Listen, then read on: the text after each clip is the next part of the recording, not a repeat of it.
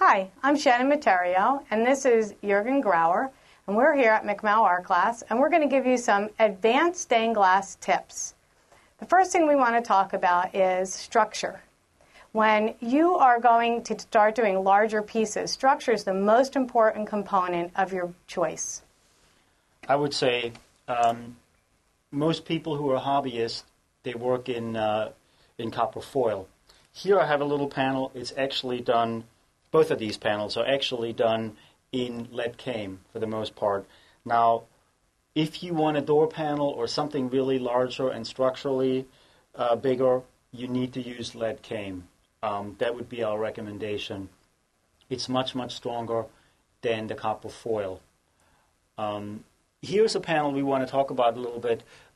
We incorporated the lead came here, and then we used these little globs, and we foiled around them and then soldered them into it, which is also an advanced technique. Notice in this piece we've used art glass. The type of glass is a little bit more difficult to cut, but if you are into advanced techniques by this time, you should be venturing into some of the art glass that's out there. It's magnificent when the light's coming through it, and there's a lot of choices. It really lets you expand your horizons a little bit. Remember, one of the biggest mistakes is structure. So you have to think about what you're designing and how you're designing it, not just what you're going to use to manufacture it with.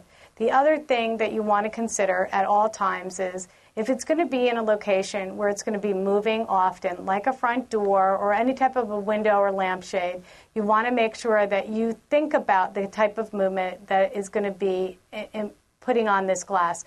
We always take our lead cane pieces when they're beyond 6 feet, and we put a structural reinforcement bar on them. Yeah, in that case, you would put a reinforcing either right on here, and it's a material called zinc, or, we also have steel, which is a little bit harder to bend, but you want to put those on top. That's the ultimate reinforcement for large panels. What I have here is a steel reinforcing bar, and it's very, very stiff. So imagine this being a large door panel or even a window.